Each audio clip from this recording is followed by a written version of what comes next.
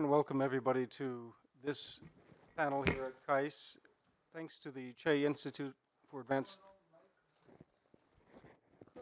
Yes? The Che Institute for Advanced Studies and the Hudson Institute combined to produce a report that is the basis for the discussion today, joined by our Korean colleagues for a back and forth about what are the prospects for, what are the implications for possible re-engagement between the Trump administration's second term and Kim Jong-un. But I first wanted to introduce the president of the Che Institute, Yoo-Suk Kim. Thank you, and I want to give him a chance for some opening remarks. Thank you. Thank you very much for a kind introduction. Good afternoon, ladies and gentlemen. My name is Yoo-Suk Kim, the president of Che Institute for Advanced Studies. It is a great pleasure to welcome you to this session. And since the beginning of President Trump's second term, the global policy focus has shifted towards tariffs and economic security and industrial policy. Relatively, we all know that, but yet the events of the recent weeks in the Middle East have once again reminded us of the enduring weight and wide-reaching impact of traditional security issues, and the ripple effects of the conflict and diplomacy in that region only reaffirm why issues such as North Korean nuclear challenge deserve renewed and sustained attention. And in response to this shifting landscape, Che Institute and Hudson Institute jointly developed a scenario-based framework for renewed U.S. DPRK diplomacy. And as you see, this is a report published recently, which serves as the foundation for today's session, outlines a range of possible strategic pathways and their implications for both Washington and Seoul. This project would not have been possible without the contributions of many distinguished scholars. I would especially like to acknowledge Professor Bipin Narang, who delivered the keynote speech at today's opening plenary, along with other leading U.S. experts, Dr. Patrick Cronin and Frank Aum, Jenny Town, and others who helped shape this effort. Equally vital were the insights of Korea's foremost scholars, especially while Professor Jeon Jae-sung is actually attending another session in a parallel panel, but his contribution have been very significant. I also thank Professor Park Won-kwon, Dr. Shin Bum-chul, who are with us today, for their expertise and their continued engagement, as well as Professor Kim Yong-gyu and Dr. Jo Bi-yeon for their fresh contribution to this project today. So today's session offers an important opportunity to evaluate the viability of various scenarios in light of evolving geopolitical realities, including developments involving Iran, China, and Russia. I'm personally particularly interested in several specific points. For example, first is the Trump administration treating the Iranian crisis as part of a larger multivariable geopolitical equation. And second, how might this resonate with leaders such as Kim Jong-un, Xi Jinping, and Putin? And third, how should both the US and South Korea adapt their diplomatic strategies accordingly? And finally, it's worth asking which policy pathways may prove most promising or most difficult for the South Korean government given the shifting dynamics of the regional and global environment. So thank you again, and I look forward to a productive and thought-provoking discussion. Thank you. Thank you, President Kim. This project was not possible without your support. And in fact, sitting down in the Hudson Institute conference room a couple of months ago, saying, wouldn't it be nice by June 3rd to have a report out on this issue? and little did I know my next several weeks were planned for me here in Seoul.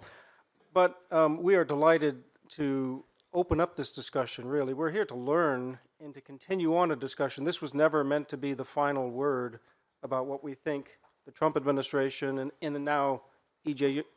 Young administration might try to coordinate as they think about a new North Korean approach.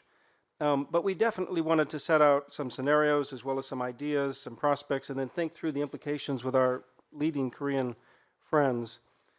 I do think the report, which is available online, should be read because I think all 6 of the different scenarios offer a different perspective, a different American perspective on how to approach North Korea. Frank Ohm and Jenny Town of the U.S. Institute of Peace and the Stimson Center are both here. I will not put words into their mouth. They're going to be presenting some of their ideas in just a minute. But I did want to say a few words about the other authors who are not here, because their contributions are no less significant, and they're unique. I mean, Keith Luce, who has significant background thinking about America's foreign policy when he worked for the late Senator Richard Lugar, a forgotten kind of bipartisan American Republican in the Senate, where diplomacy really mattered. And Keith Luce is carrying on that mission in many ways, but very focused on how to think about North Korea at the National Committee for North Korean Policy. And he is, in his chapter, tries to embrace President Trump's strength of personal diplomacy, his interest in summitry, and his interest in carrying on a rapport, rebuilding a rapport with Kim Jong-un, because President Trump has repeatedly said it's a good relationship. He thinks that he has some trust, that's debatable perhaps, but he thinks that he has some trust from the North Korean leader, and he certainly has confidence that he can persuade anybody and make a deal with anybody, and he likes to make deals with other strong men, so Kim Jong-un continues to be an attractive option for him as he thinks now beyond Iran, perhaps, if he can think beyond Iran, what he might do later with Kim Jong-un. But Keith Luce sees this as a chance to create almost routinized, regular, quarterly outreaches between Trump and Kim. Not all physically, virtually, telephone calls, Zoom calls, perhaps with Pyongyang, and then the occasional new summit meeting. The question is really whether that kind of atmospheric approach, that sort of superficial meeting together with 2 structurally adversarial powers, can actually advance meaningful diplomacy. And that's sort of maybe the weakness of that approach, but it's still a very provocative argument. Ambassador Joseph Trani, pulling back on his experience when he was the U.S. negotiator in the 6-party talks 20 years ago, yes, but at the same time, important opportunities that are coming back into the South Korean government go back to that time as well, when you think about Roh Moo-hyun administration. So the people who are going to be orchestrating, it seems, a North Korean policy here in Seoul, both at the both through the National Intelligence Service, but also through the ministry that used to be known as the Ministry of Unification, which may be called Ministry for North-South Exchange and Peaceful Cooperation, or something to that effect. You know, they're going to be thinking about the same experience that Joe Detrani had as well, which was that an idea that Kim Jong-il at the time, but the North Korean regime, really wanted a better relationship with the United States. And there's a logic to this. If you want to play balance of power politics with the big powers, the United States has to be within your sort of remit of countries you want to deal with from Pyongyang's perspective. And Joe Detrani also feels, and he wrote another article that just was published today in the Cipher Brief, something that is sort of fashioned after the President's National Security Brief, using unclassified sources, but he wrote a piece saying today that the reason the Hanoi summit failed in February of 2019 was because there was not highly enriched uranium sites put on the table in exchange for significant sanctions relief, meaning an American president, democratically elected leader working with Congress, could not actively support sanctions relief for North Korea while North Korea was still building up nuclear capabilities. At least you'd have to cap it. And so he sees the idea of a long step-by-step process to try to work toward a fissile sort of material cap, which is kind of a realist view of we won't get denuclearization anytime in the foreseeable future, but maybe we could work toward a freeze, essentially. And Frank's going to pick up on those ideas, I know. I think the paper by Doug Bandow may actually resonate the most in some quarters of the White House, including the Vice President's office, because it's much more of an America First idea. Doug has a long reputation writing about Korean Peninsula, often out of step with policy, even though he was actually in the White House in the Reagan administration a million years ago, but a very important time. And he writes a very sort of straightforward approach. I love the streamlining of the approach. It's not don't try to do too much with North Korea diplomacy. Try to keep it simple as possible. Deterrence works. South Korea is a big power. Let them work it out. We can kind of pull back, and we can have deterrence at a lower level. We don't have to make lots of things, and just accept the fact that North Korea is a de facto nuclear weapon state. Now, that last line is not something that you can get a consensus around in Washington, but it has a logic to it that has taken, I think, interest on both parties, increasingly so to some extent. And then finally, Vipin Narong, and we did hear some of Vip's remarks at lunch in the keynote speech today. He got recruited into that lunch after we had put this panel together. But he mentioned that he was the most negative about diplomacy. What he really said were two important things, I think, in his paper.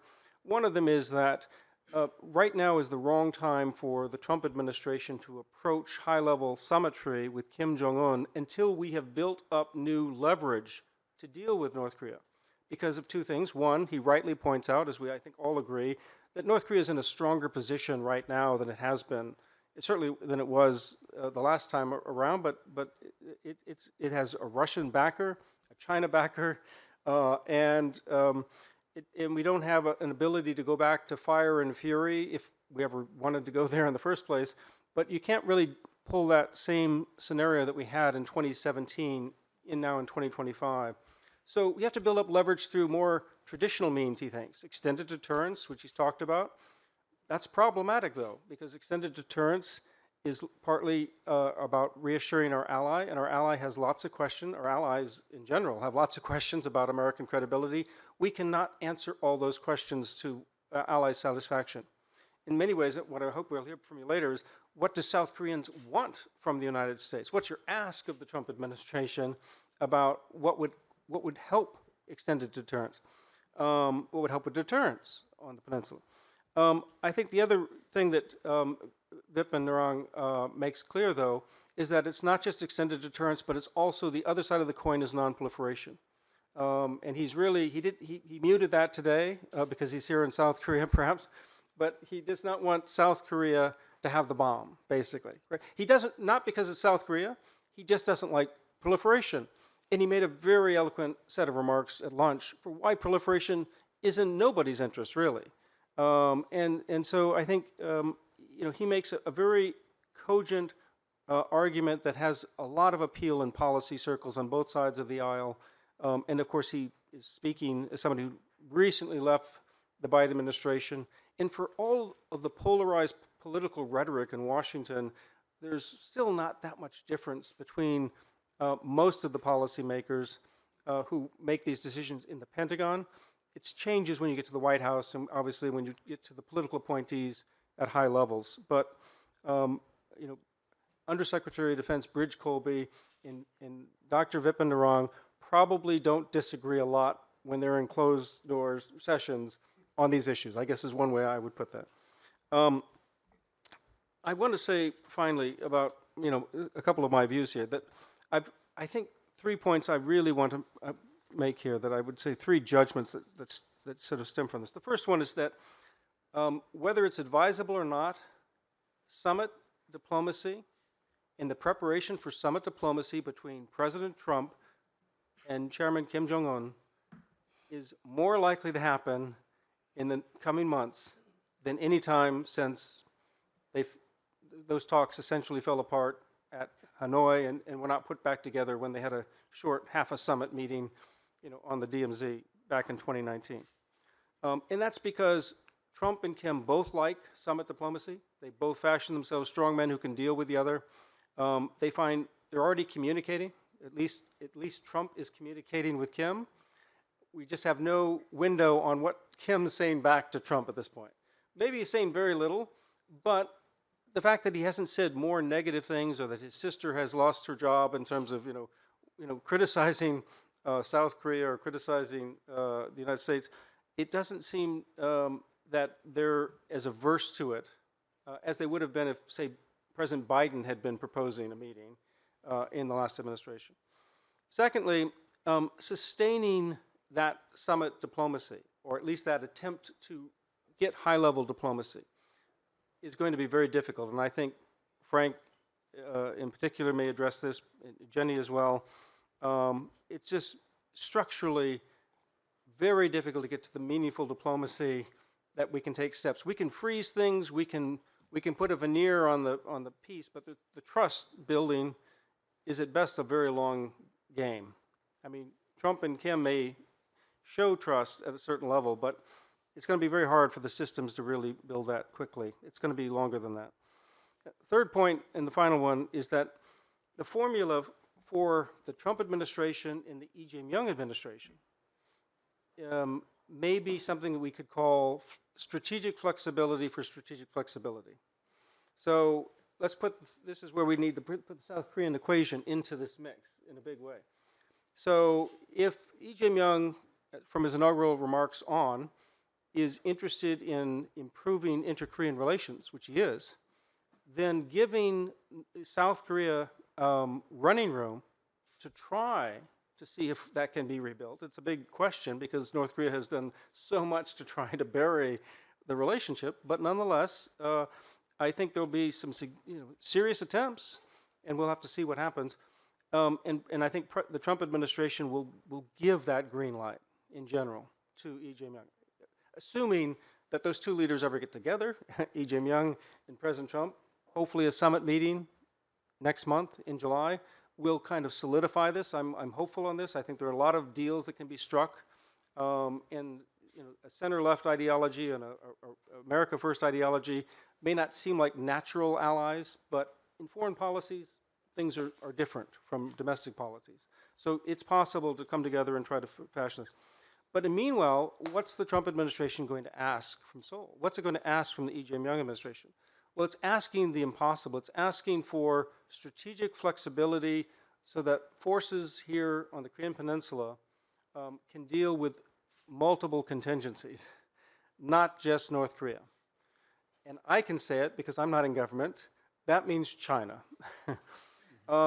Those in government, it's going to be very hard. I don't think they're going to say, South Korea, they're expecting you to sign up to a communique saying we must be ready for a conflict with China, or you must intervene over the Taiwan Strait. I don't even think the United States is ready for that kind of sort of declaration. It's keeping options open.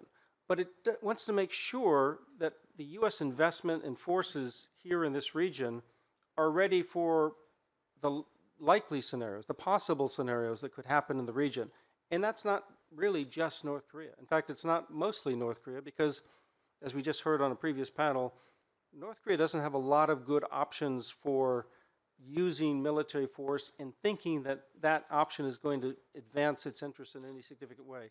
It has a lot of interest in projecting power and influence, of preserving stability, of trying to weaken sanctions, of trying to grow the economy, keep ties with Russia, keeping the technology flowing. I'm going to stop there. Those are my ideas. It is a great pleasure to turn the floor over to Frank Aum. He's been working on Korean Peninsula issues for his entire career, I think. He's been somebody I've learned a great deal about U.S.-South Korean relationship and a military relationship, about U.S.-North Korean negotiations from, and he's got some very strong ideas about what might be done. So Frank, the floor is yours. Thank you so much, Patrick, and to the Che Institute and Kais for inviting me. So I'm here in Korea for 6 weeks, and my mother gave me a list of 7 places I need to go to, and number 7 on the list was Yeosu. So I don't know why she chose that, but I'm here, so I can tell her I can check that box off the list. So I know that the focus of the report and at least some of the panel is going to be on plausible diplomatic scenarios between the U.S. and North Korea. So the assumption is that, for us, is that diplomacy has already started. But I want to reiterate that it's also very possible that there is no diplomacy, right? So I think I agree with Patrick. Diplomacy is a lot more likely than it was during the Biden administration. But it still doesn't mean there's a guarantee, right? Any number of factors could prevent it from happening over the next few years. But setting that point aside, I want to start by saying that the recipe for diplomacy between the US and North Korea for most of the last 3 decades has generally been, and I'm being very simplistic here, has generally been this. So first, North Korea typically wants to engage with the US, but it generates a crisis to maximize leverage and then set the terms of engagement. Then the US may agree to the terms of engagement and the 2 sides engage. And so this is what happened during the agreed framework negotiations and implementation period, the 6-party talks, the Leap Day deal period, and then of course the Trump-Kim summits. And then on the other hand, when the 2 sides don't agree on the terms of engagement, there's no engagement. That's pretty obvious, right? So for example, in the late 1990s, during the 4-party peace talks, when North Korea wanted to put US troop withdrawal on the agenda for the 4-party talks, and the US rejected those terms, those talks broke down. And then when the US sanctioned Banco Delta Asia in September 2005 and froze $25 million in funds, North Korea dropped out of the 6-party talks for 1 year and then only returned when the US promised to return the money back. During the Obama administration, North Korea wanted to engage, but it didn't want to meet the quote-unquote authentic and credible negotiations conditions that the US was applying. So there was a 6-year absence of engagement from 2012 to 2018. The 2 sides finally did return to talks in 2018, not because of US pressure, but simply because Trump said yes, right? We can think of counterfactual situations. For example, if there was a President Hillary Clinton, it's very likely she would have said no to a summit, and then this 6-year absence of engagement would have been 10 years, a 15-year absence, right? And then since 2019, despite the Biden administration's desire for unconditional talks, it appears now that North Korea is applying its own conditions for engagement. Now, these conditions aren't entirely clear, but I think we can suspect what they might include. It probably includes, denuclearization cannot be on the agenda. They probably strongly prefer symmetry based on past experience.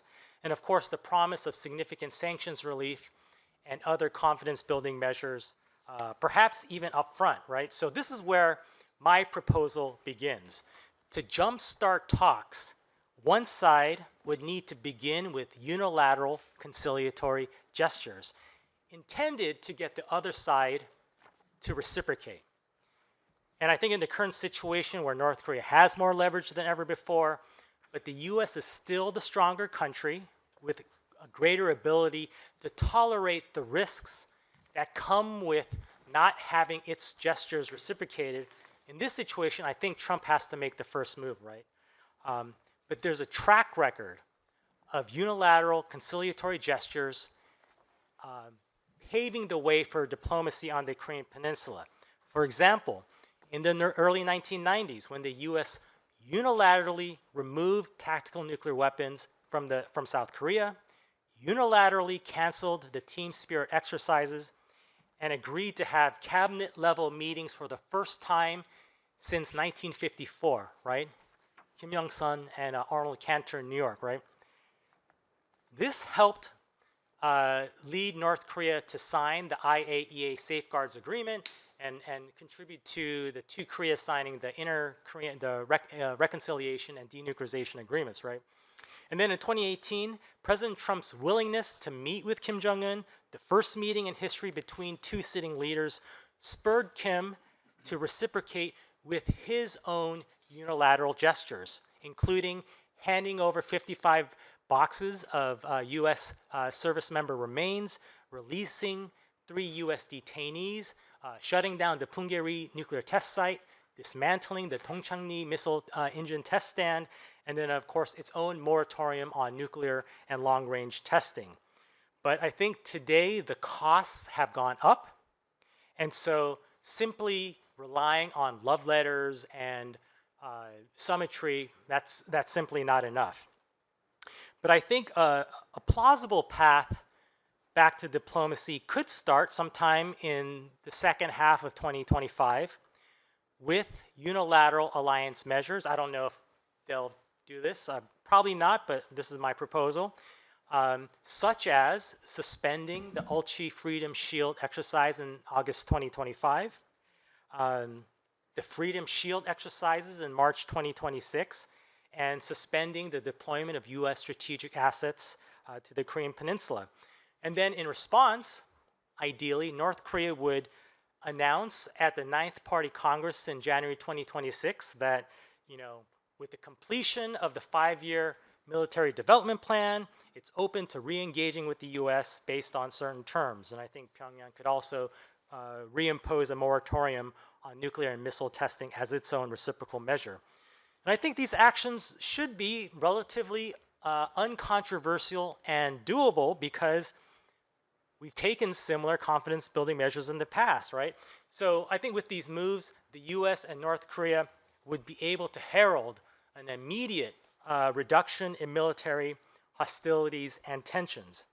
And all of these initial measures would lead up to a seminal interim agreement that seeks the primary goal of stable coexistence. And the general framework would be to use the vision of quote-unquote new US-DPRK relations that was outlined in the 2018 Singapore Statement to prioritize stable coexistence over denuclearization as the basis of bilateral relations. And this framework would seek to achieve some initial progress in the near term while also establishing a foundation that extends the more difficult negotiations over a longer time frame. An important point to make here is that the interim agreement must move the two countries beyond the Hanoi Agreement, right? The issues, the sticking points that bogged down the Hanoi Agreement or Hanoi talks in 2019. And I think given the current situation, the interim deal will unfortunately probably look closer to what Kim Jong-un offered in Hanoi rather than what Trump was offering. Right now, there are no hardliners or not as far as I can tell, not as many significant hardliners in Trump 2.0 as there were in Trump 1.0, right? So no John Boltons. And so Trump could potentially be open to a deal that allows North Korea to keep its nuclear weapons in the foreseeable future. One potential exchange might have North Korea dismantling its nuclear facilities at Yongbyon in exchange for most of, if not all of, the sectoral civilian sanctions related to textile, seafood, labor, coal, and minerals. And why would North Korea go for this? Well, I think despite the fact that North Korea has greater Russian and Chinese support, it still likely sees the tremendous benefits in a deal with Washington, including diversifying its sources of income, improving its relations with the United States, being able to conduct exports in a normal fashion without constraints, and escaping this pariah status within the international community. Those are all things that North Korea wants, even in this current situation of high leverage, right? And after reaching the interim deal, I think a potential next step would be, could be declaring an end to the Korean War. We know the statement would be symbolic, but it would provide the sort of sensational outcome that I think Trump could be looking for, and also provide a foundation to address the military, diplomatic, legal hurdles that a more comprehensive peace treaty would entail. And then the United States and North Korea can convene a four-party summit with South Korea and China to make an end-of-war declaration and establish a four-party talks process that would address the outstanding thorny issues like replacing the armistice with a peace regime, resolving the territorial and boundary issues like the Northwest Islands and the Northern Limit Line, disbanding the military armistice regime for another sort of substitute peacekeeping body, and of course implementing conventional force reduction and arms control measures. And I think improved relations could also nurture the sort of trust that's necessary that engenders more creative peace building, such as strategic stability talks, support from international financial institutions, and even things like human rights improvements, right? One last point before I close. For any far-reaching deal between North Korea and the United States, of course, South Korea must be involved. It has to play a major role. And this means, North Korea has to agree to resume inter-Korean engagement despite its renunciation of unification and its unwillingness to talk with Seoul. And for its part, South Korea, under Lee Jae-myung, will have to, of course, abandon former President Yoon's very aggressive August 15th unification approach, and may even have to shift away from the long-standing national community unification formula from the 1990s and shift towards more of a two-Korea normalization approach. And I think we're already seeing signs of that shift with the renaming of the Ministry of Unification, right? It's this sort of bold approach that I think Lee Jae-myung has to face. But at a minimum, I think the two Koreas should resuscitate the comprehensive military agreement. Lee Jae-myung has already talked about that. I think that's a great sign. As a tension reduction measure, he's already suspended the loudspeakers, putting more constraints on the balloon. So these are all good tension reduction measures. And I think that's a good first step. I've probably gone over my time, so I'll stop here. No, Frank, thank you very much. I won't try to summarize what Frank just said so eloquently, but I will reinforce a couple of points about the Trump administration is still in flux, even 6 months into the administration. The National Security Council has been shuffled, and it's about to be slightly reconstituted, so we're not sure what role they'll play, but in general, one expects that it'll be a smaller circle of friends, if you will, around the president, which reinforces Frank's point that the president will be making a lot of the calls in this second term, even more than maybe the first term on these issues. That doesn't mean there won't be bureaucratic opposition. That doesn't mean there won't be slow rolling in the Pentagon and in foreign ministry and so on. So it's still going to be a challenge. But the second point there is he probably, though, has not thought about these details. He has officials in State Department and elsewhere who have thought about them. But I think at this point, especially amid the Middle East war, this is not yet on the top priority. It's just been one of those issues he keeps answering press questions about every other week since he's been in office. I'm going to turn it over to Jenny Town, who thinks a lot about these issues. She runs meetings that we can't talk about because they're closed meetings where we talk about a lot of these issues with very interesting people. Jenny has a lot of her own ideas. And this is not her first time in Yosu either, which is something was unique in our delegation. But Jenny, over to you. Thank you, Patrick. And thanks, of course, to Kais and to Che Institute. It's been a real pleasure being here and the hospitality that you've shown us all. It's been a great experience. And yeah, it's good to be back in Yosu. I was here for the expo back in 2012. So it's interesting to see some of the expo. We can see it from here, the expo grounds. But I want to start by a couple of things. First, I agree with Frank that, when we were given this assignment, the assignment was to think about diplomatic strategy.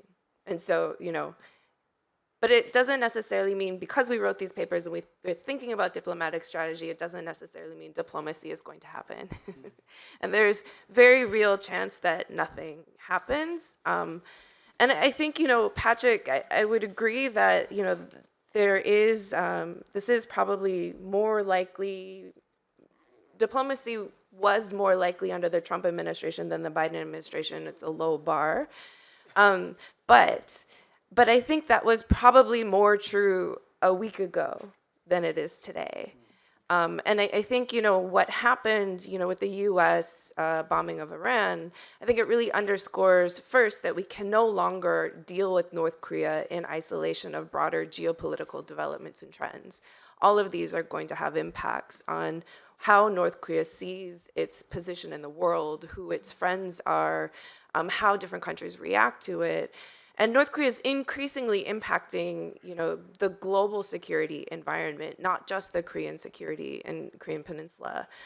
And in doing so, is really cultivating relations and alignments within a changing world order that will make any kind of negotiations with North Korea more difficult, and especially those that require North Korea to make sacrifices in the future.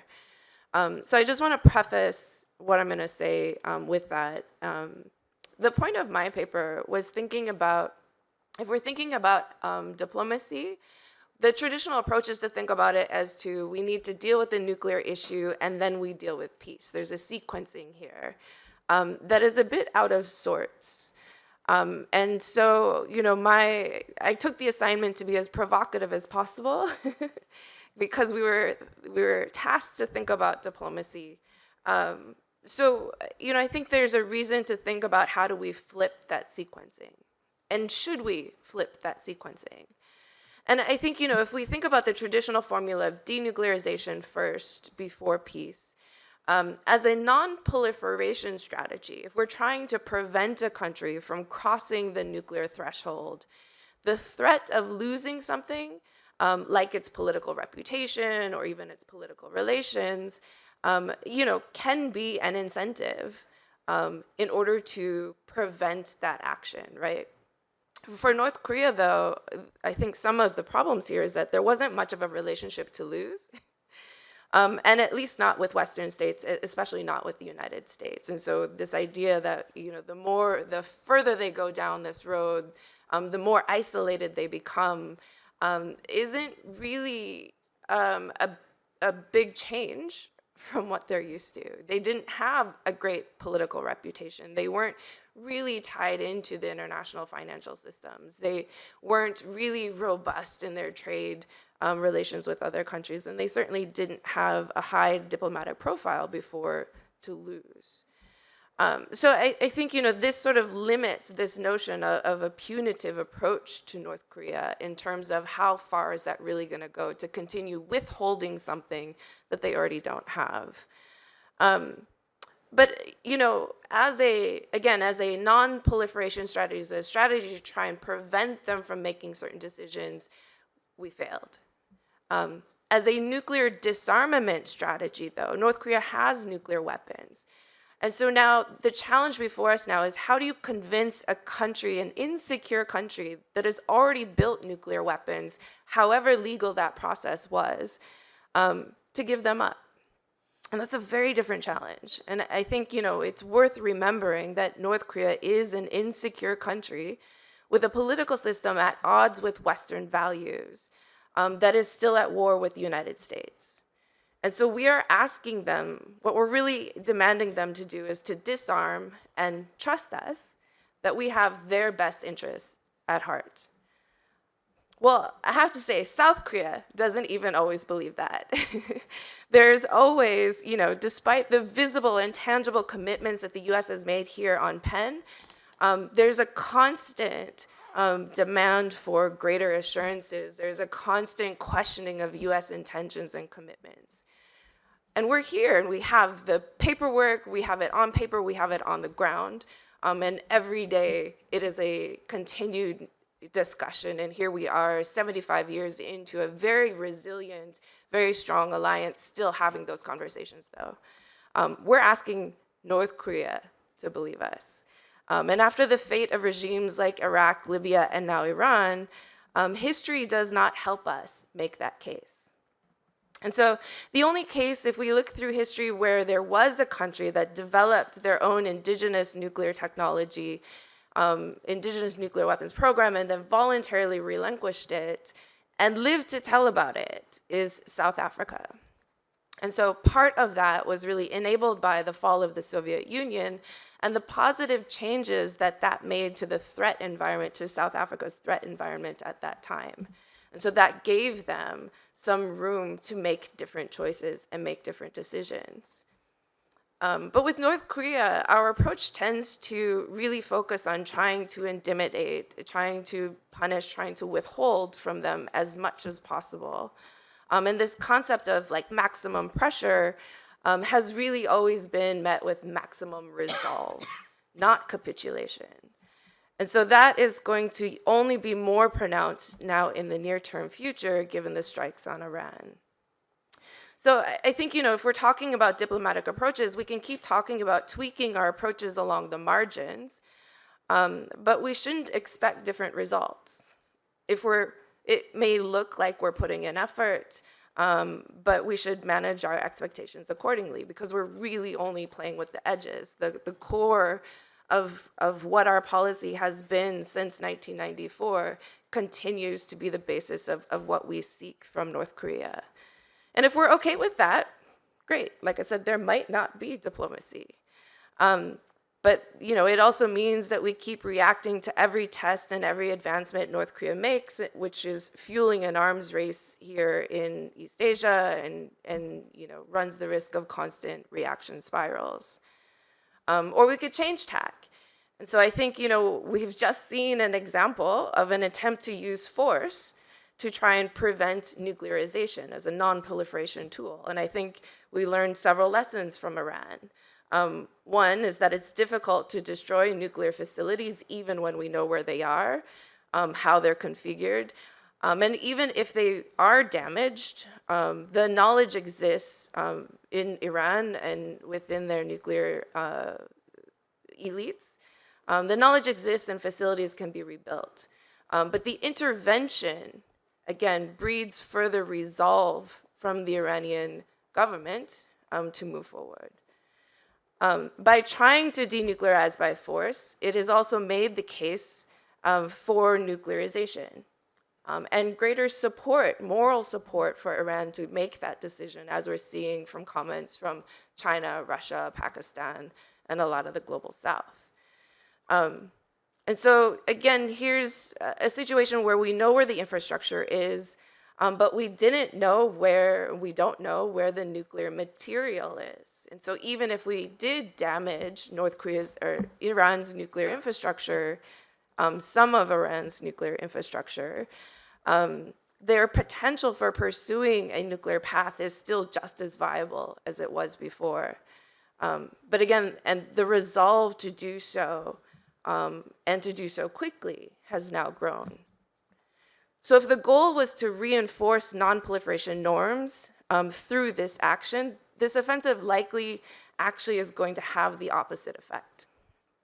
And so on the diplomatic front, if the use of force, if this is the takeaways of what we're learning from the use of force that leaves us back in the diplomatic front, and if we, again, continue doing what we've done before, we're going to get the same results. So my paper goes over how do we think about changing the sequencing. If we want North Korea to denuclearize, they're not going to do it by intimidation, by force.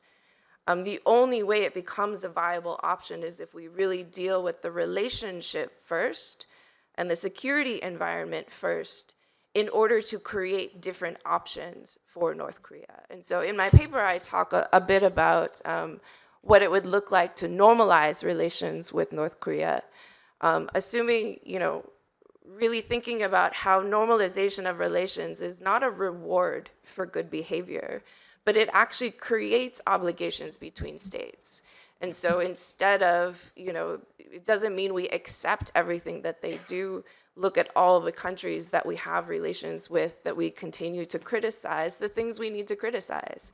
US-China relations are not always in a good place. US-Russia relations are not always in a good place. But the diplomatic relations creates an underpinning to have those conversations and creates at least some level of obligation to each other. And in doing so, I think, when it comes to normalization, we also really need to think about how to actually end the Korean War. So again, it doesn't necessarily mean you won't still have hostile states, but the war is over. The war has been over. We really need to get that legal hurdle out of the way to be able to build a different relationship and, again, build different choices into how we build relations going forward. And I know some of the discussion in previous interactions we've had was talking about the notion of like an end of war declaration. What I'm proposing is not an end of war declaration, but an actual peace treaty, peace settlement to formally end the war, deal with those terms, and then start a new relationship on new terms. And in doing so, my underlying message here isn't that we give up completely on denuclearization, but that we have realistic expectations of how compelling an argument this actually is for an insecure country like North Korea, and start to build different choices to test how that changes their calculus. And so in that process, even if we're talking about inter-Korean relations and the idea of stepping out of the way to give Korea, South Korea more maneuvering room to deal with the North, what we saw in 2018, 2019 is that maneuvering room is very small unless we're willing to make different choices, to allow different choices on the table, in, especially dealing with the sanctions issues, right? So you can talk about inter-Korean economic cooperation, you can talk about inter-Korean cooperation projects all you want to, but there's a very limited space for what you can actually do before you run into trouble in the sanctions regime. So at some point, our punitive approaches are counterproductive to our peace initiatives, and to things that would actually improve relations, improve the environment, and even improve the environment in North Korea in ways that we want to see. And so I think at some point we really just need to reevaluate how we're doing diplomacy if we want different outcomes. And I'll leave it there. Jenny, thank you very much. Frank and Jenny have presented their own thoughts, their evolving thoughts. So, I mean, you see Jenny updating us for the Iran war, and that's very important. This is a think tank product for two think tanks, and now it's really meant to be Americans thinking about what they would like to believe might be the possible or should be done, joined by our Korean friends in terms of what are the implications for the alliance, what are the implications for policy toward North Korea. And we're going to hear that. I wanted to just emphasize 2 points that come out of Jenny Town's presentation. One of them is the importance of the use of force and the uncertainty that follows it. So whether it was Russia's full-out invasion of Ukraine in 2022 that triggered things that are still happening in this region, when you think about Japan's move toward a much more normal defense policy, that comes directly out of Russia's invasion of Ukraine, because it opens up the idea that big powers can use force against another state. Secondly, the Hamas invasion and brutal killing in Israel. That triggered a whole reassessment within the Israeli government that certain things had to be done that were unthinkable before, or that there was no political will for, including taking on Iran's nuclear weapons. And it became essentially a challenge of convincing the new American president that that was something the U.S. had to sign on for. And it wasn't clear until it happened that we had signed on to that, but that's exactly the outcome. And now we own that, and we're still not sure what this means. And that's why allies have such an important role to play. So Netanyahu convinced President Trump. With Lee Jae-myung, he's interested in a new relationship with North Korea. So this works in a different direction now. And that's why we now need to think this through. And we're so fortunate to have 4 great discussants here. Park Won-gon, a professor at Ewha Women's University, where Jenny Town attended, is somebody we look to all the time for answers of, what does North Korea think about this? How does this really play out in terms of thinking about North Korea and the alliance and U.S. relations? So, Professor Park, I'm going to turn the floor over to you next. All right, so I have about 10 minutes, right? More than 10? Not It's more. up to me? Not more than Or 10. not more than I meant 10. to tell the presenters 10 minutes. It's too late now. Okay. But the- All right. but I up to- just, up to yeah. 10. Okay. Of course. I just spent 10 minutes. Okay. Because first of all, I really like to thank for the Che Institute for Advanced Studies, especially President Kim Il-suk, to have this very meaningful opportunity to giving my kind of observation and argument to make a very excellent report. This is my third time to meet with this excellent panelist, my American friends, and also especially a couple of weeks ago, we have a Zoom meeting and a very heated debate and about this issue. So today, I'm not gonna repeat all those the process because already they have make such an excellent report. So instead, I'd like to pay more attention about our South Korean government. I will make 3 suggestions for our Lee Jae-myung government because Patrick, you already mentioned the very important things. For example, like a strategic patience. Even though we were talking about this issue in depth and we have enjoyed the Hanu and then a couple of days ago in dinner, a very excellent fancy restaurant. But I will just repeat for the public and what kind of concerns and what kind of thinking that we have right now. First, I'd like to suggest, my first suggestion to our Lee Jae-myung government is that South Korea, our government, should strengthen cooperation with the United States. Of course, every time, every moment, every Korean government try to have beef up the cooperation with the United States, but this time is far more important because right now it seems to me South Korea is facing very difficult situation. You see, in December 2019, the 5th plenary meeting of the 7th Party Central Committee, I'm talking about North Korea, they declared so-called front breakthrough line. In Korean, we said 정면 돌파전, and simply cutting off any meaningful dialogue with South Korea and United States as well.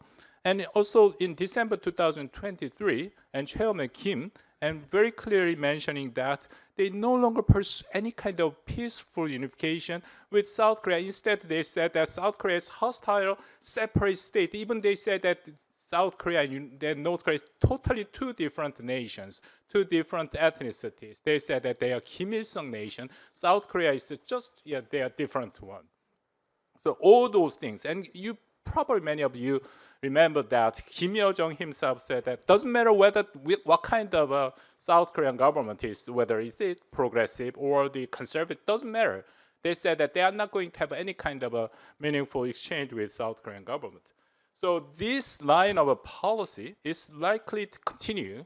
It means that North Korea have a very high chance to reject any kind of engagement or even conciliatory approach from Seoul. So that's the very serious daunting challenge this moment that South Korean governments face. So the situation increased, so-called Korean passing. Definitely North Korea is trying to passing South Korea. At the same time, Trump administrations too may have some kind of different thinking about the South Korea, because I will get there, but they emphasized, United States, Trump government emphasized push to pressure on all the allies to have a more responsibility for their defense sharing at those tariff things. So all these are pretty much different situation compared to year 2018, 2019. You will remember that those time periods, South inter-Korean relationships simply is very good. And even North Korea is trying to ask South Korea to some kind of bridge to United States. So we have to remember that those situations gone.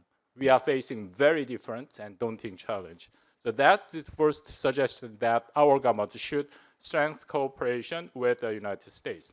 Second suggestion is related to the first one too. To cooperate more closely with the US, South Korea should adopt the evolving alliance. You already mentioned, Patrick, that is strategic flexibility.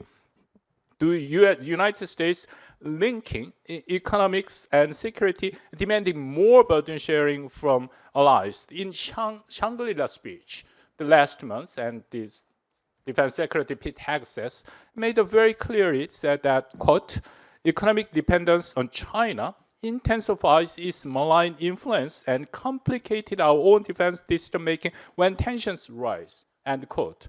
In other words, in Korea, we said 안미 경중, security with the United States and economy with China is no longer sustainable. And President Trump himself, and he made a very clearly link it to his economic interest of the United States with the burden sharing, this recent NATO summit. And he criticized Spain for not agreeing to the 5% spending rule and said, quote, Spain will pay double through trade negotiation. I will hand it personally, end quote. So another thing is that shift ROK-US alliance from being focused on solely the North Korea, and then definitely United States wanted to expand the USFK's rule to deal with the Indo-Pacific, of course, talking about China. And so our USFK commander, J.B. Bernstein, and publicly mentioned that 2 times, quote, our rule is no longer just about defeating North Korea. Another occasion, he mentioned that, quote, to maintain peace through strength, we must sometimes deploy to other regions. For the first time, the commander of the USFK and acknowledged that USFK's rule is not just for the North Korea, but outside of the Korean Peninsula. For example, his predecessor, Commander Lackamera, he never mentioned that. And when reporter asked the same question, he said that, USFK's main rule, responsibility is to deal with the threat from the North Korea, and he denied any kind of expanding rule. So all those things, South Korean government, I think, faced very serious and tough decision. So whether, how, and what scale South Korea will have cooperation with the balance or counter the China. I think this is the most important question that South Korean government should answer. So my suggestion is that South Korean, our new government, should have our own national security strategy to clarify its position, rule, and policies, especially within the Pacific region. And then it must decide how far it is willing to go in cooperating with the U.S. on China containment. And final suggestion, the U.S. and South Korea should develop a new comprehensive denuclearization plan.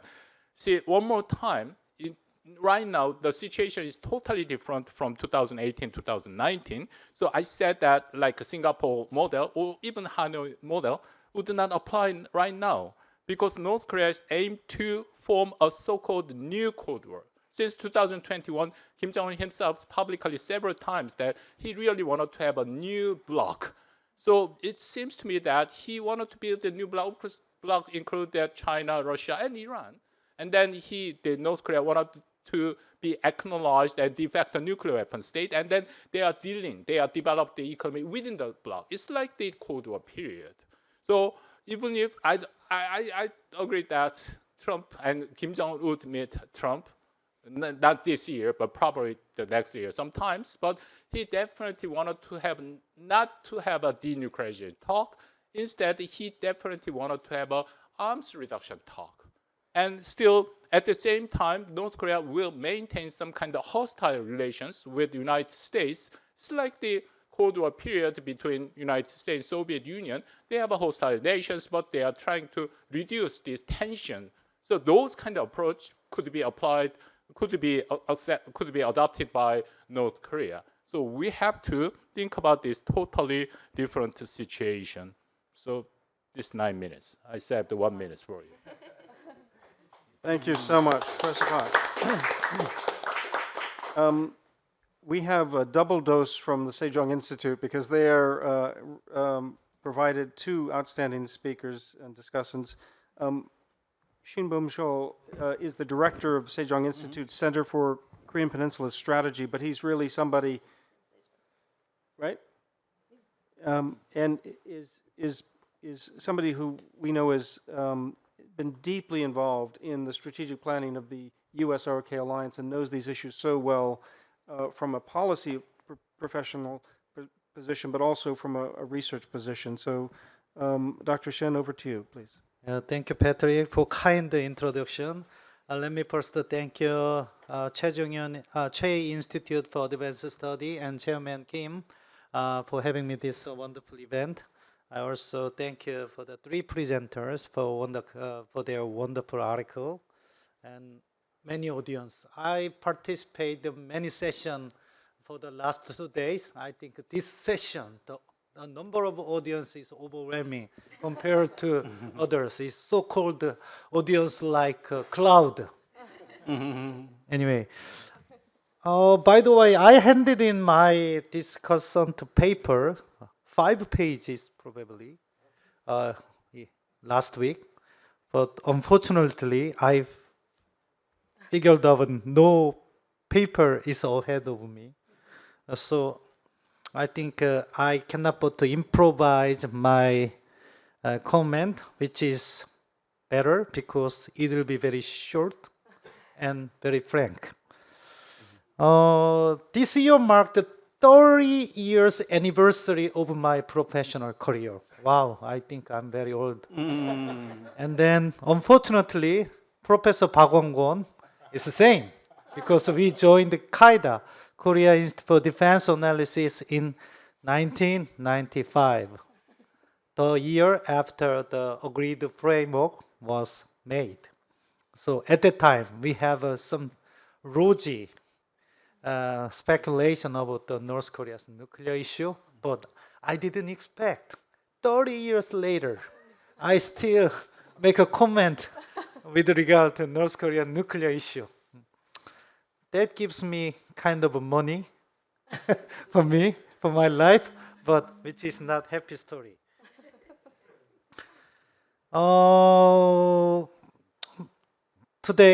This day, we noticed the Israel-Iran military conflict, and when I watched the military conflict, I believe that although we sometimes criticize ourselves because we failed to denuclearize North Korea. However, I believe that we managed it very well because there is no war between North and South for the last 30 years. And the GDP difference between North and South is more than 20 times. We are bigger than North Korea. And although North Korea holds a nuclear weapon, but the people in this room not terrified by North Korea holding nuclear weapon because we have our ally, United States, and they provide the extended deterrence. Although we always argued whether we can trust U.S. extended deterrence or not, but the reality is the peace in this room, no panic, frankly speaking. So I think we managed it very well. So I agree some point with the presenters who present the necessity of a dialogue and then some roadmap. But I figure out that several points. I want to point out several points. The first one, with regard to some kind of solving the legal issues, whether that is the end of war declaration or the peace treaty. But I, frankly speaking, that the cause of tension on the Korean Peninsula is not because of the kind of armistice agreement or just like a legal settlement. But core problem here in the peninsula is, which although we cannot solve, is the dictatorship in the north. Because of the fear of regime collapse, they cannot frankly to come to negotiation table because they have a lot of fear. If they improve their relation with South Korea, if they improve their relation with the United States, the Kim Jong-un, he's probably hard to sleep in Pyongyang, whether his regime can be managed. That's the problem. And when we think about our dialogue with North Korea, we have to think about that aspect. Second one is, I think President Trump probably want to meet Kim Jong-un. But the problem today, not year 2018 and 2019, today's problem is Kim Jong-un doesn't necessarily to meet President Trump, because at this moment North Korea's situation is not that bad because of the Ukraine war. North Korea sent its troops to Russia and get a benefit, economic benefit, military benefit. You know, for Kim Jong-un, for his regime, this is a more stable situation than to meet President Trump, do something and expand the cooperation with the United States and South Korea. We have to think about it. So I think I'm not that positive for the dialogue with Kim Jong-un, but because of the security of Korean Peninsula, we have to pursue dialogue. You know, that's the problem of a conservative government. You know, whenever conservative government came into power, we focus on the deterrence, how to deter North Korea's threat. On the other hand, whenever the progressive government come into power, they focus on the how to make a dialogue, how to less the tension between the two Korea. But I believe that because of North Korea's situation, because of a political dilemma of Kim Jong-un, we have to pursue both dialogue and deterrence. So that's my ultimate suggestion to Lee Jae-myung administration. Anyway, President Trump tried to meet Kim Jong-un, and there will be a chance probably whether that can be APEC of this October or the right after the end of Ukraine war, because the total the dynamics of Kim Jong-un's political calculation will be changed after the end of Ukraine war. So we have to prepare. My suggestion to Lee Jae-myung administration is don't reiterate the mistake of Moon administration. The core mistake of Moon administration during year of 2018 and 19 is Moon administration tried to discuss the matter with North Korea first and then try to persuade President Trump. So President Trump, in my personal point of view, didn't trust President Moon. My suggestion to President Lee Jae-myung is meet President Trump first, discuss the matter first with the United States, and based upon the same direction, try to persuade Kim Jong-un. I don't suggest any kind of a level of discussion because it depends upon the Lee Jae-myung administration and Trump administration. But that kind of approach give more opportunity to Lee Jae-myung administration to get more support to President Trump. So that's my suggestion. Lastly, I think we have to continuously make effort to strengthening our deterrence. No, President Park Won-kwon, no, Professor Park Won-kwon, you're not. Professor Park suggested that some very good point. You know, the alliance is at stake this day because of the unique leadership of President Trump, and then because of the Lee Jae-myung administration's approach on the regional matter, not the Korean Peninsula matter. So there will be some past potential trouble between the two leaders.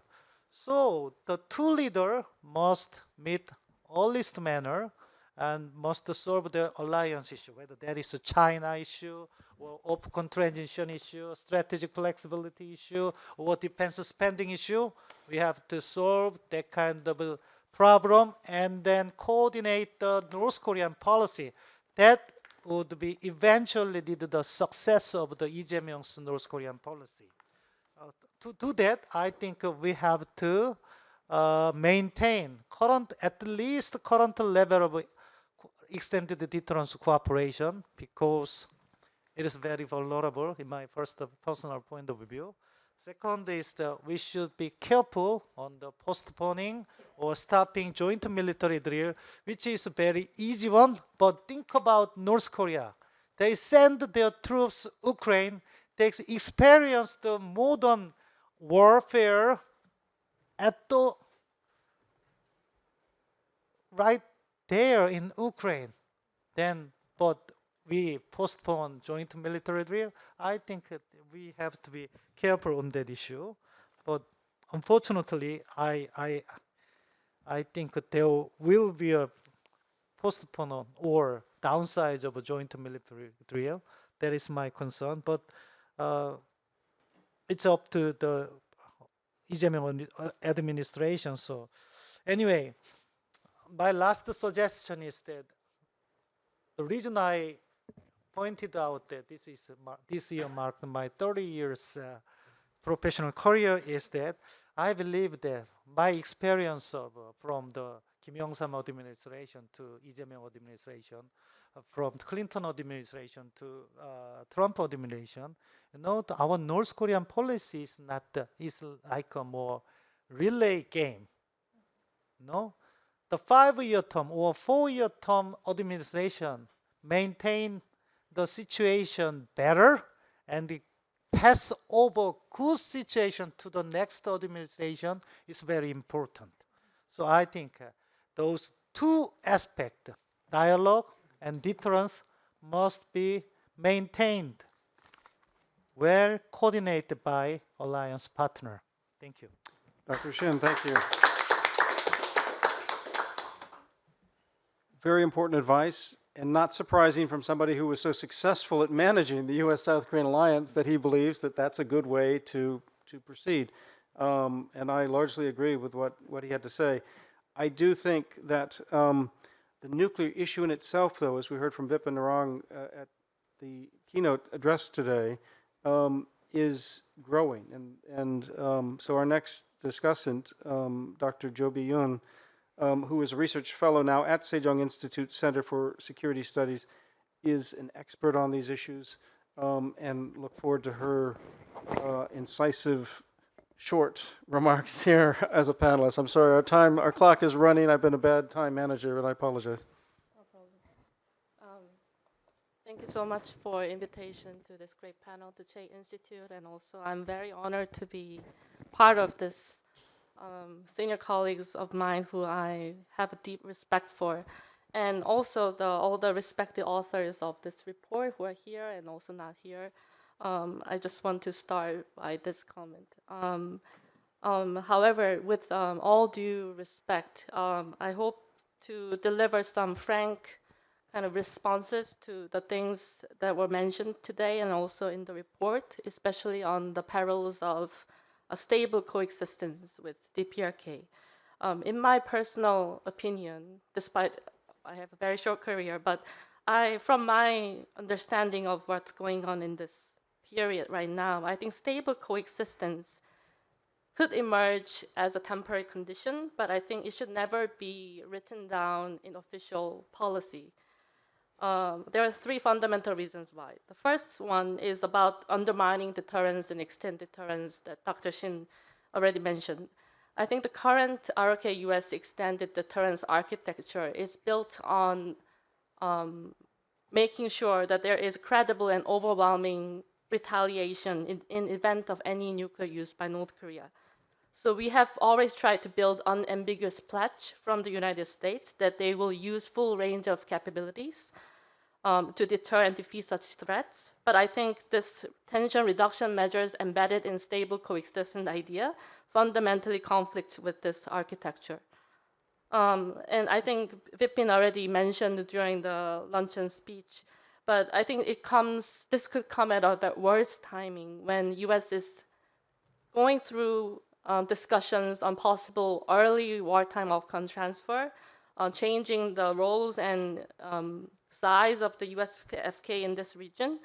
And I think if this comes, stable coexistence idea and all the details roadmap that are laid out by the presentation, I think it will undermine all the declaratory policies that have been built from previously and also what we tried to build through the Washington Declaration to coordinate U.S. South Korea's nuclear response to DPRK threats under this idea of conventional nuclear integration. The second fundamental reason that I think this could be in South Korea's national interests, not the right timing, is forfeiting denuclearization agenda once and for all. I think if Washington normalizes coexistence with nuclear-armed North Korea, it finishes the erosion, I think, of U.S.'s leadership in this non-proliferation and denuclearization interest in this region. The third point that I want to move on, I think it's, so those two are more on South Korea's strategic interests. But I think the third point is that the stable coexistence idea could undermine U.S.'s strategic interests as well. I think U.S. is right now at a time where they are very stretched thin across multiple theaters. There's Ukraine war, Middle East, and in the Indo-Pacific. And so for President Trump listening to this scenario and roadmap, I think it could be tempting because it could relegate the DPRK threat to a kind of managed condition, and it will free up the resources to focus on China and other real threats that are hot conflicts that are going on in the world. But my frank idea is that this is a false economy. I think stable coexistence may appear to lower immediate escalation risk North Korea right now, but it will expose alliance to long-term risks of emboldened DPRK, alliance fatigue, and also possibly alliance fragmentation. And I want to stress that this could be conflicting with President Trump's agenda right now because the Biden and Trump's approach is a little bit different, but what they need is alliance support to really implement this China first strategy.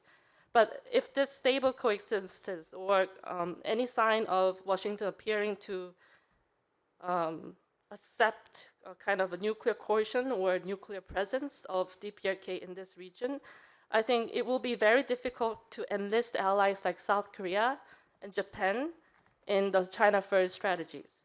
I think accepting nuclear North Korea could undercut US's current efforts to prevent alignment among the adversaries, erodes the credibility of US's security assurances, not only to South Korea, but the region at large.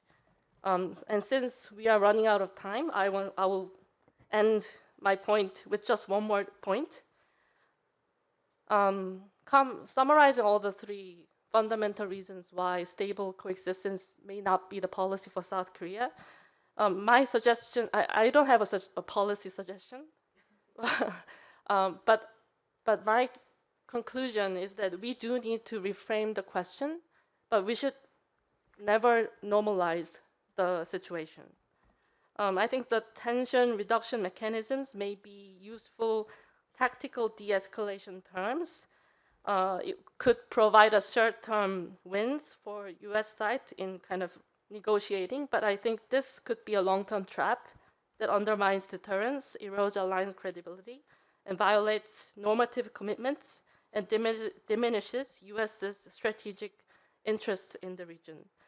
I think Jenny mentioned that I do understand where all this logic is built on, but considering all the things that's happening with the alliance, I think Jenny mentioned that we need to make new choices, but maybe this may not be the time. I think the stable coexistence idea could be applicable to a kind of a big crisis scenario to settle down, bring two parties to seize out the fire.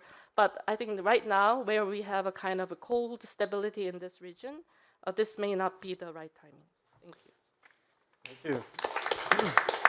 Dr. Zhou, very incisive and concise. I appreciate that. Just a reminder that when we wrote this report, when President Kim and I talked about this in April, the whole idea was not to have a consensus, but to have alternative views. and scenarios. And so these are some of the ideas that rhyme with a lot of the American thinking too. So you're not alone on sort of thinking about these issues. In fact, we're all grappling with how would you move forward with diplomacy with North Korea, given where we are right now, and it's a real challenge.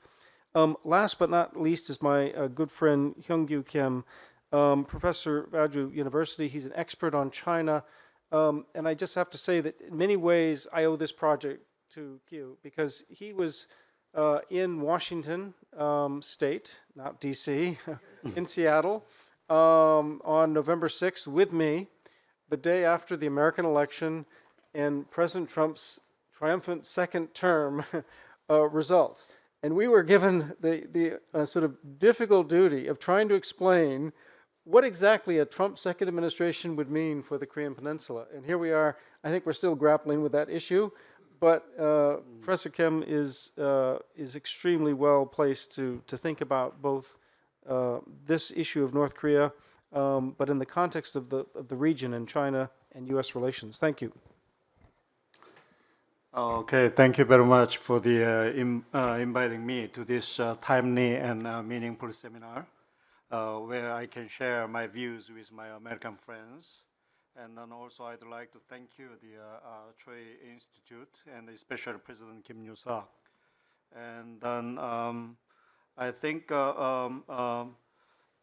with North Korea's continued nuclear weapons buildup and then the emergence of the second Trump administration, the situation on the Korean Peninsula is once again at the crossroad.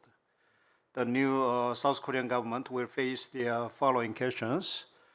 The first one is how will we protect the South Korea's security from the existential North Korean nuclear threat? Second one is how will we reduce the risk of military conflicts and nuclear use and North Korean nuclear buildup? Third one is how will we ensure South Korea's interest during the North Korea-US negotiations? I think it is good thing we have a new government which may focus on a different way from the Yoon Suk-yeol's, the deterrence first or just only pressure first policies. And then the other thing is the expectation level to the new government. I mean, Lee Jae-myung government is quite low. That's a good thing.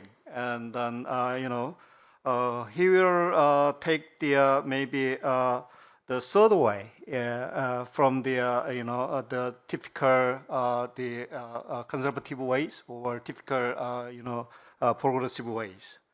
The case of the NATO summit is well proved. His approaches, new approaches. Whether he join the NATO summit or not, anyway, he's going to be blamed. So this is a quite difficult situations he faced, and then the calculation is quite complicated. So he chose the third way instead of visiting or going there, and then he dispatched the Woo Sung-nak, the director of the National Security Council. So I think this is a good choice. And then anyway, fortunately, Japan and Australia followed his way, even though without coordination. And it means all these countries share difficult kind of problems and challenges. So they respond coincidentally together. It means we really pay respect to the allies, and we want to have a well-coordinated, the kind of response with the United States. But the problem is the credibility of the United States is getting lower and lower. So that causes tremendous problems for the rest of the allies. So the key is how to raise the credibility of the United States to the allies, and otherwise our allies, we really love the United States. South Korea called the United States the beautiful country, right? And this is really few countries in the world, and then calling the United States as a beautiful country.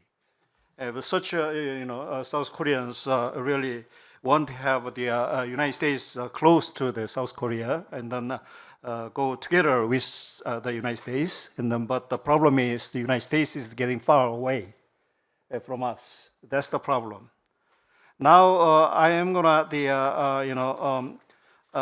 one thing is a good sign is the appointment of the Dr. Lee Jong-seok as a director of the Korean Intelligence Agency signals the Lee government will pursue much more proactive North Korean policies.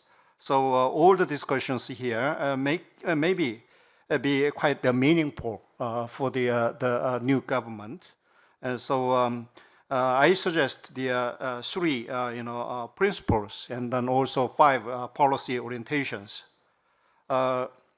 This pragmatism may allow an alternative approach to existing North Korea policies. During the Lee's era, South Korea must undertake the 5 North Korea policies on the 3 principles for denuclearization and peace on the Korean Peninsula. Because of the failure of North Korea nuclear diplomacy over the past 30 years, North Korea's nuclear threat to South Korea and risk of nuclear use have rapidly increased. South Korea's failure, North Korea's strategy should emphasize security among the 3 major goals of unification, peace, and security, while simultaneously strengthening peace through security, and then also pursuing denuclearization and peace diplomacy to reduce military conflicts, prevent the buildup of nuclear capabilities, and reduce the risk of nuclear use. In this regard, I support the ideas presented by Frank Arm and Jenny Towns in some areas, but not all. The keys to making such suggestions for success lies in the domestic politics and also sustainability of the policies. So, so I suggest these 3 principles. First one is the government must establish a sustainable policy toward North Korea that enjoys national consensus. That's very important. We failed to having national consensus. We are divided into conservatives and then progressives and different approaches, as Dr. Shin Bum-chul well mentioned. We should no longer ignore the facts. National credibility and diplomatic influence decline due to the sudden shift in North Korea policies caused by the changes of government. Second one is we should discard the unrealistic North Korea collapse theory, only deterrence-focused approaches, and we should recognize North Korea as a dialogue partner.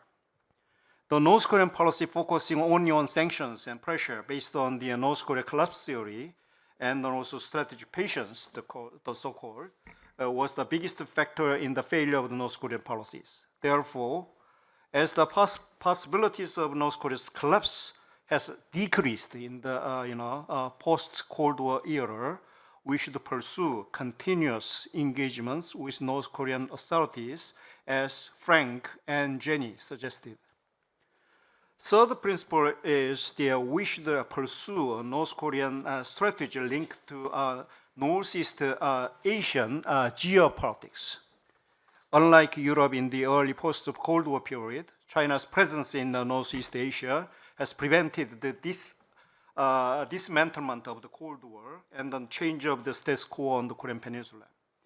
Now the North Korea issue cannot be isolated on the Korean Peninsula, but has become symbolic of the reformulation of the new international order.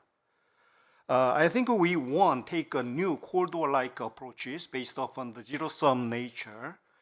We should learn from the reality and strengthen the South Korea's diplomatic autonomy and initiative, eventually to achieve the denuclearization and peace on the Korean Peninsula. All parties, including China, must be stakeholders in this process. I'm going to suggest the 5 policy to regional governments. First one is the South Korea should prioritize the reinforcement of the deterrence of the ROK-US alliance against the North Korea's nuclear threat. we promptly need to transform the successful ROC-US alliance against North Korea's conventional military threat into a military readiness posture of conventional and nuclear integration against the North Korea's nuclear threat. South Korea must build up its military capabilities by own to deter North Korea's threat. It needs a balance of terror for peace. I suggest that South Korea increase its defense expenditure up to 3% of its GDP. And to gain support from the people and to secure our safety, South Korea cannot give up the goal of North Korea's denuclearization, meanwhile taking it as a long-term goal. Without a safety net, a peace treaty ending the South Korean War cannot be a final resolution. It is just the beginning of the long-term challenging process for peace. Second is the South Korea must seek the interim two-nation system and close recognition of the four great powers for peaceful coexistence on the Korean Peninsula. The unification competition between South and North is core cause of the repeated war crisis and North Korean nuclear crisis and the arms race on the Korean Peninsula.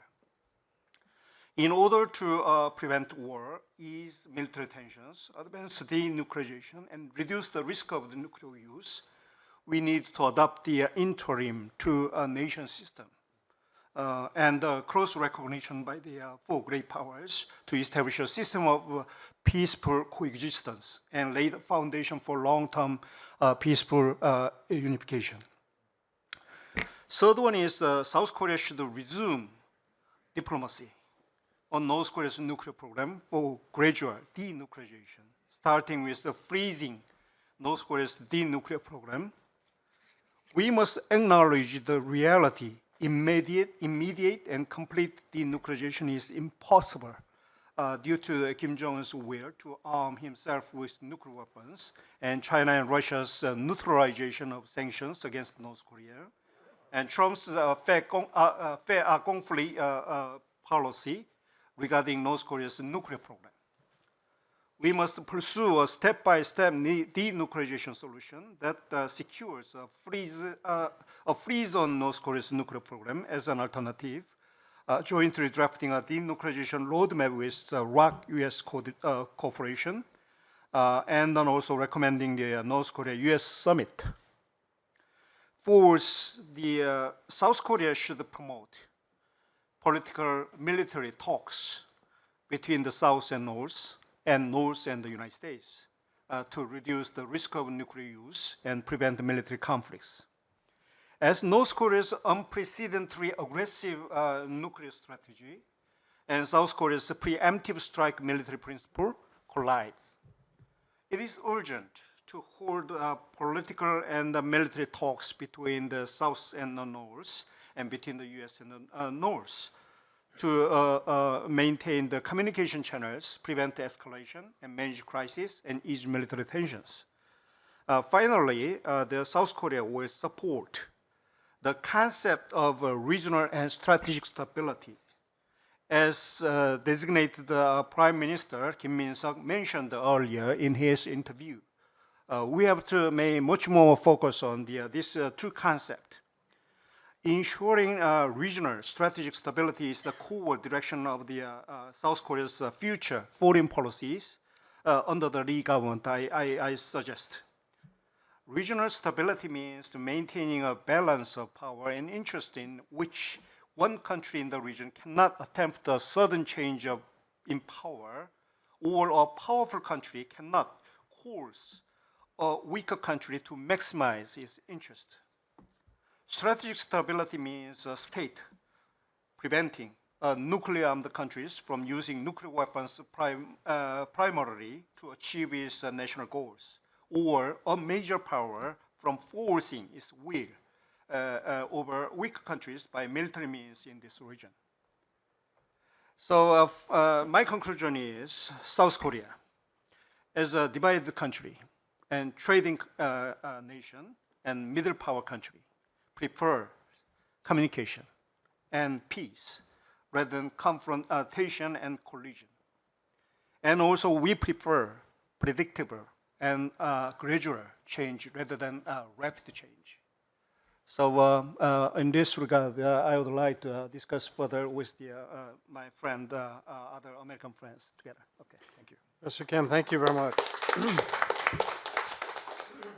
A lot of thought and experience has gone into those remarks, as all of the panelists and the discussants have contributed so much. We only have a few minutes, but if there are some questions in the audience, I want to hear very briefly just from the questions or comments that you have. Is there a microphone? If not, Speak loudly. I can repeat the question if necessary. Okay, there's a microphone coming here. Thank you, everybody, for a wonderful presentation again. Frank, you raised a very interesting and also ideal suggestion. But unfortunately, I have some concerns about that for multiple reasons. So, particularly about the unilateral conciliatory gesture. It'll be nice, but so like you mentioned about the withdrawal of the U.S. troops in South Korea, for example. So maybe North Korea, you mentioned that North Korea is an insecure country, but if the U.S. gesture, conciliatory gesture, will make South Korea vulnerable. And the South Korea is also insecure countries. Maybe it is just about the perceptions. So that is the number one reason that I'm concerned about the unilateral conciliatory gesture. The second, so it's not because of Kim Jong-un. I assume that Kim Jong-un is crazy or Kim Jong-un is evil, but it is just not an equilibrium. There is a commitment problem. Once the sequencing really has to be very, very careful. But once the U.S. Makes that conciliatory gesture, what is going to happen is can we really expect Kim Jong-un is going to follow through, unless there is maybe the application or extension of tit for tat type of strategy extended to the diplomacy. So we're going to do this, and we expect you to reciprocate. And then if we don't see that, then there will be consequences, right? So other than that, I don't believe that's going to be really successful. It's simply not equilibrium. There is a commitment problem, and if you put yourself, anybody, in Kim Jong-un's shoes, that's just not gonna work. And so I think maybe Jenny who mentioned that dialogue is important, dialogue matters, and maybe all of you said that. But I think dialogue matters, but it is not sufficient, because so the South Koreans' distrust about the North Korea's compliance about denuclearization is extremely low. My data says it is about 5% or lower. So what we need is more than the dialogue. Okay. I think. And we're going to just say, this is a very brief comment. Unfortunately, we don't have any more time. But Professor Kwok, I'm going to give you a chance. The microphone will come to you. And then I'm going to give 15 seconds to Jenny and Frank, basically. But thank you, Pat. My comment on the Frank, I like your idea, but need to be revised in the broader framework. Interim agreement does not necessarily work in dealing with North Korea. First place, I want you to reconsider North Korean perspectives, particularly Kim Jong-un, 2 conditions for denuclearization. You are familiar with that. I know you are familiar, but American scholars have never mentioned about this. But I want you to do the thorough research on Chairman Kim's 2 conditions for the Korean Peninsula nuclearization, not the denuclearization of North Korea, which is wrong. And That's my comment, but we don't have much time. I will stop here. One more other questions. I think this panel is wonderful, but next time when you do it, you should include the liberal scholars, at least one more on your panel, because I see the two scholars. I am very familiar their views, so that's my another suggestion. Thank you very much. Thank you. And we're out of time, but I want to have Frank and Jenny just say whatever final parting words they would like here, because so much has been said, and they've thought about a lot more issues than they've presented today. They don't have time to defend everything, but Frank. Yeah, I wish the structure was each presenter talks for 3 minutes, and then we have like a Q&A or a discussion for an hour, because that's the most important part. What I will say is that I think the comments that we heard from a lot of the discussants and in the audience are valid, they're legitimate. I don't necessarily disagree. I do think there's a strong risk aversion, right? And we must take diplomatic risks. That's my opinion. I feel like if we do not, we maintain the status quo and we continue to exist what I call a hostile coexistence. We cannot continue to live like that, where there's no engagement whatsoever, where you have high levels of tensions, where there's incredible opportunities for miscalculation. When it comes to deterrence, I subscribe to the idea that deterrence is not a strategy.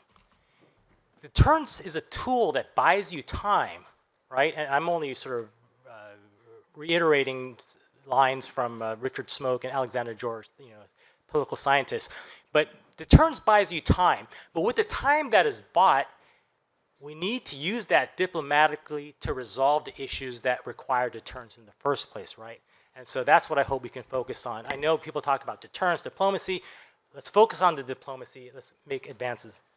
Thank you, Frank. Jenny, any final word? Yeah, I mean, again, as we started this, the assignment given to us was to think about a diplomatic strategy. We didn't say it's likely. We didn't say that it's going to work. There's always, again, there's a need for political risks. But the reality is, as you said, there's not only mistrust on the South Korean side towards the North Koreans, there's deep mutual mistrust. And so as skeptical as you are, the North Koreans are equally as skeptical. And if you look at the 2018 process, the North Koreans did take unilateral measures, as Frank was talking about, that were not reciprocated by the US. But if you look at what Lee Jae-myung has done so far, even in the first couple weeks of his administration, even unilaterally stopping the loudspeakers without it having to be a negotiation process, has been reciprocated. So there are things that can be tried.